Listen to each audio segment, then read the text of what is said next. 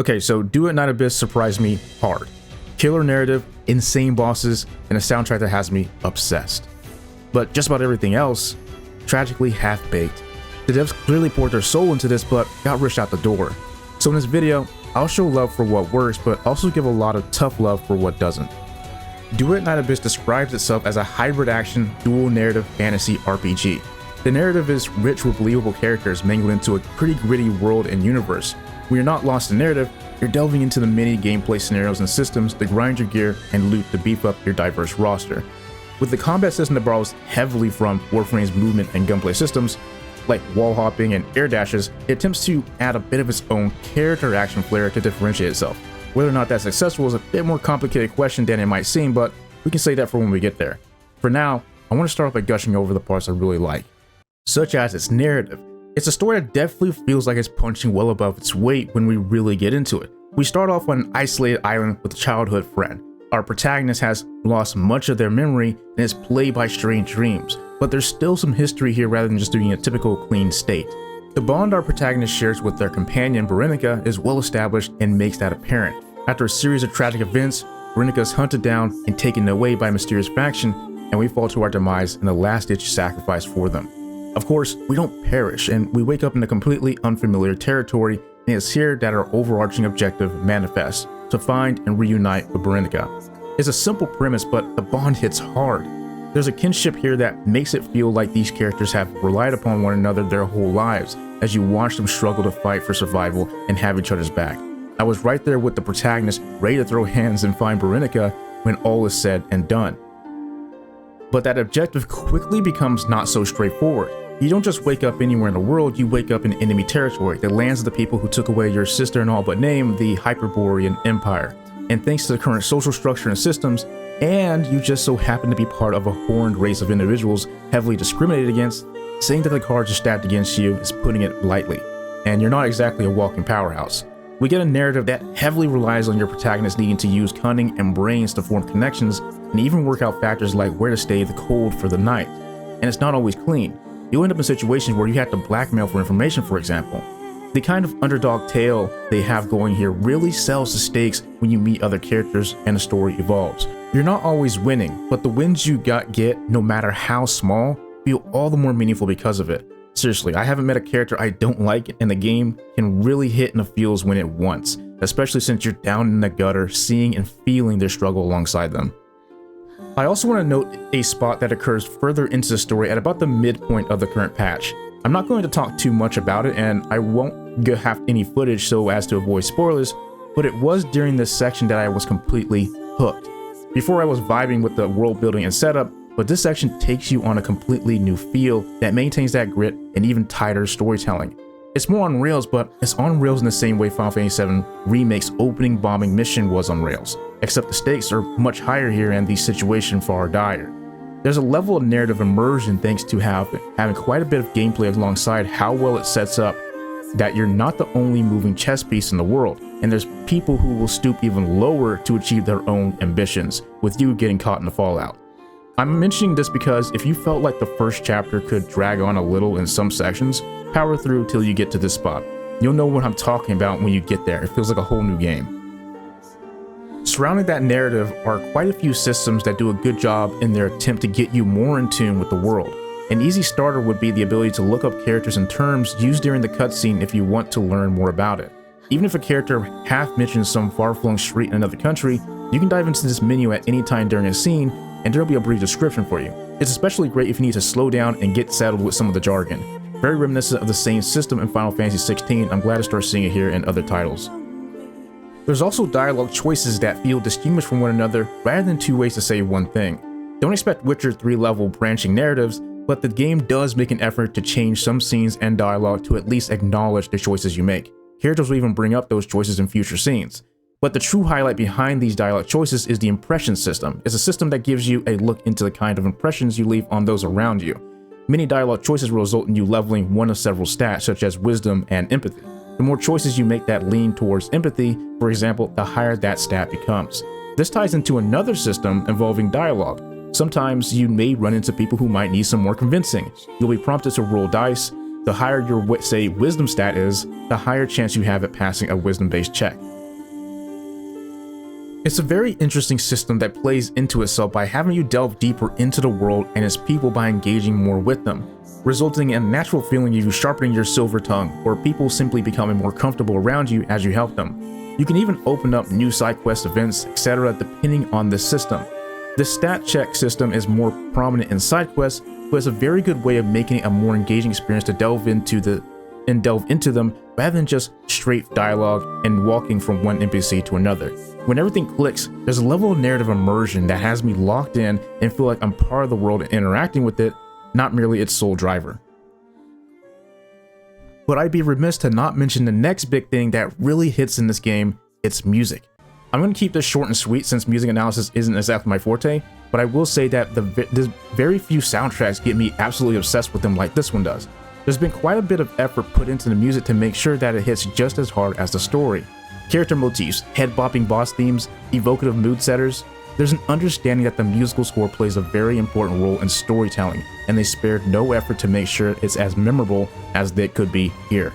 The overall tracks remind me of other games I still recognize to this day for their music, like Soul Sacrifice, Grand Blue Fantasy, and of course the Nier series and Stellar Blade, which speaks a bit to the diversity as well. A good chunk of my playtime is probably me just sitting in front of the piano in your HQ, listening to the various musics from the game. Now with the very good parts out of the way, it's time for me to get into the more complicated sections, mainly involving the gameplay. Starting with the general combat design, I mentioned at the beginning of this video that this borrows heavily from Warframe's movement and gunplay, while combining it with its own character action flair. The success of this can be a bit mixed, but before I delve in, I want to note that I want to limit the obvious comparisons to a minimum throughout this because I want to try and get into the meat and potatoes of what works and what doesn't work without simply saying, just do it like this game. I want to hit this game on its own terms and its own level. So with that out of the way, let's talk about it. To set the stage a bit, you select from a diverse line of characters, each with their own unique abilities and roles in combat. You have your shielders, your healers, and of course your raw damage dealers. Each of them has their own bit of flair though, with ultimate attacks that give you close-up shots and skills that very often do not the same thing. Randy, for example, places down AoEs similar to Rebecca, but his lingering AoEs are tailored towards shredding shields while boosting his and his allies' shields, while Rebecca's are more about raw damage. The difference in flair can sometimes feel like it comes at a difference in overall quality though. What I mean by this is that one of the first characters you acquire will be Veronica. Her moveset tailors around cleaving through enemies relentlessly like butter, but there's very little visual feedback for the damage you're dealing outside of damage numbers and enemies ragdolling. This is the case with some other characters as well, leading to that feeling of little satisfaction behind your attacks at times. But then you turn to characters like Lisbel, and the difference is almost night and day. You feel the weight of her swings and hear the clangs of her big attacks. Add on how flashy she looks doing it, and that character action flair I spoke about becomes more apparent. Don't get me wrong, I still like playing Veronica, but I can understand when some people just aren't vibing with some of these characters because of what I described. I think adding a bit of impact to when your weapons hit enemies can go in a direction of solving this without having to reanimate. Something like a very brief hit stop at the end of some of these attacks when you deal damage might be a solution, but there's other options. One of the reasons why Lisbel's can be so satisfying is because of the stops in many of her wind-up animations. You see her leap into the air for a short moment, weapon flashes, then bam. That little pace break creates a small moment for the character. You see the built-up anticipation clearly before the big smash, the payoff. And the reason why hit stop is so popular is because of that visual payoff. That's what combat can often lack, visual payoff. And it's why that character action part of the combat can feel a little weak at times. Your skills and ultimates are the biggest identifiers of each character's, but if all you see is the effects go off as the enemies just ragdoll in place, it can be a bit less impactful than it can be. Moving on, each character can equip every type of weapon, and each of those characters can hold both a melee and a ranged weapon. And each of these weapons has their own movesets depending on the type. These weapons range from swords, great swords, katanas, to assault rifles and shotguns. You have quite a few options here. Each character has a specific proficiency for each weapon though, resulting in a bit more damage. But the main thing you're looking out for is usually the benefits each of these weapons have for the character of your choosing. Some weapons might do something simple, like increase the range your abilities have on the battlefield, while others might be a little more complex, asking you to get creative and think about who can equip this weapon to and how to get the most out of it. As for how the weapons feel, it can sometimes turn into that same thing I was speaking about before with the characters, where some weapons might feel a bit less interesting to use for the same visual feedback reasons. Like the greatsword, for example, somehow doesn't really feel like it has much oomph and thwack, as if cutting through air sometimes. But the katana has some extra flair and anticipation, even moves the camera for those cinematic shots. But overall, you can mix and match these weapons essentially based on how you want to build into a character or what can bring out the most in them. And to help you build even more into a character are what are called demon wedges. These essentially are your gear and mods to help you tune your chosen character to your liking and continue to get the most out of them. Not only can these be set to your two weapons, you can set them to your character as well. There's a lot to discover with these gear pieces, including pieces that change the moveset of your melee weapon and the effects of your ranged weapon. And if you're ever lost on what kind of piece to hunt for, the game has a recommendation menu based on the character to get you going. The final piece to the combat system is going to be your movement. Every character has access to the same options. You have your basic sprints and dodges, but you also have wall jumping, slides that can be transitioned into higher jumps, double jumps, and air dashes. Only this is probably the least polished feeling part of the gameplay. It can often feel a little bit finicky with certain actions, especially like wall hopping, for example.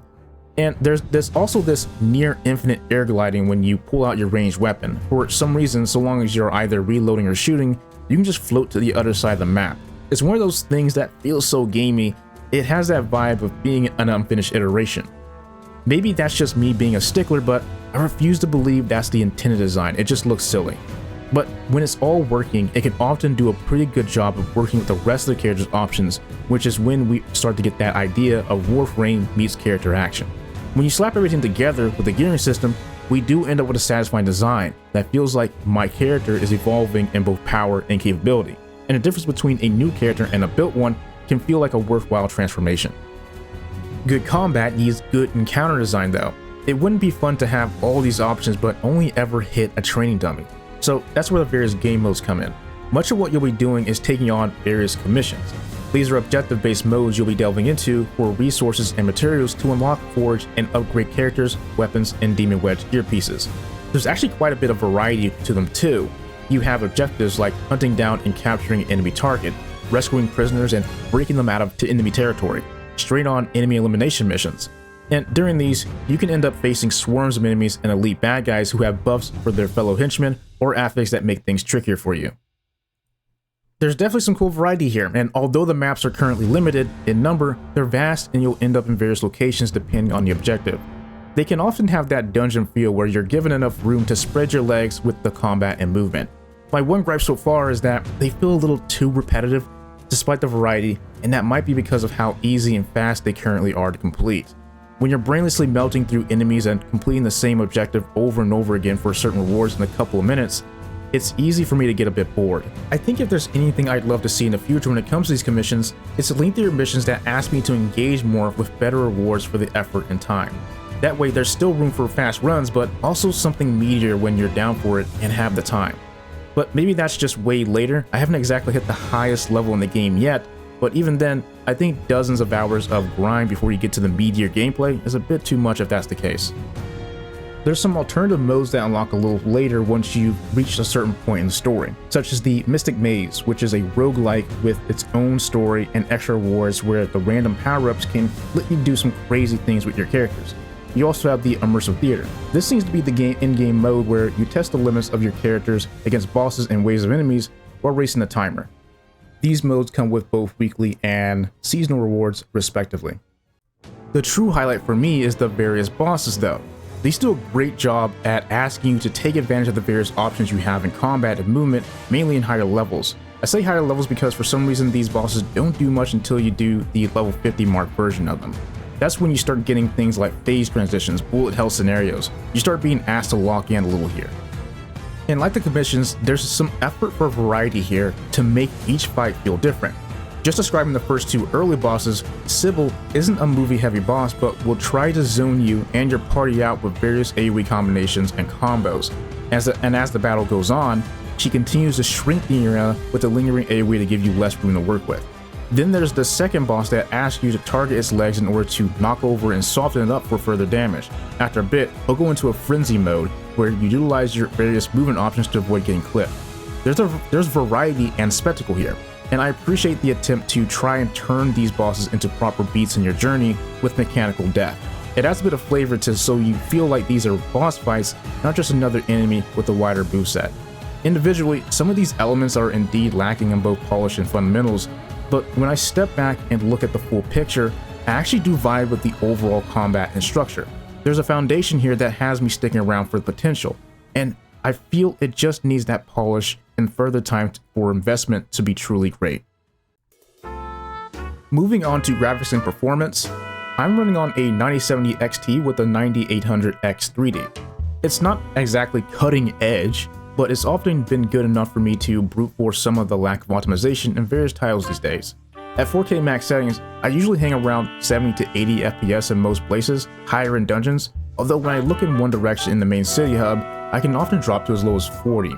I mentioned the lack of optimization because many other players have reported having issues on their rigs.